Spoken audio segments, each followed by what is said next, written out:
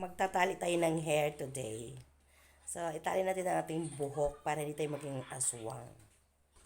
So, ingani lang good siya day ang akong everyday na routine bago pumasok. So, maliligo, magbibihis, and then magkunting lipstick lang, tapos ito mahaba na naman yung hair ko.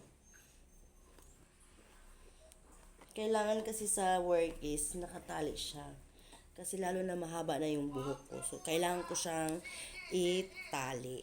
So, shout out ko lang pala ang aking mga katubol dyan sa Alai Manolo Fertage Bukidnon. Ayan, shout out ko kayong lahat guys. Ayokong mag-isa-isa sa inyo mag-shout out kasi wala pa akong copy. So, bukas, meron tayong gagawin para i-shout out ko kayo. Charing. Para tayong mga content. So, ayan. Actually, isang beses lang ako nagsusuklay, guys.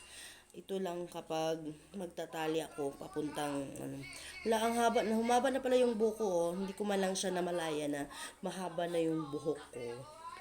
So, isang beses lang ako magsusuklay and then itatali ko na siya kasi bawal ang hindi nakatali. So, itali natin yung ating buhok.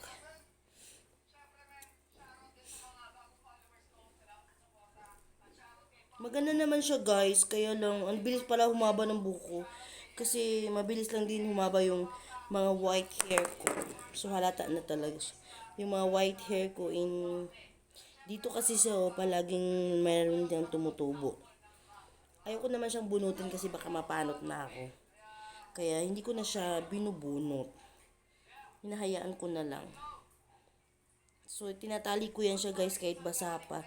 Tapos ipahungaw na lang ako na siya pag mauli na ako sa hapon kaya di siya masyadong So itong damit ko is malaki talaga. Okay lang kasi malaki naman ako. Who cares?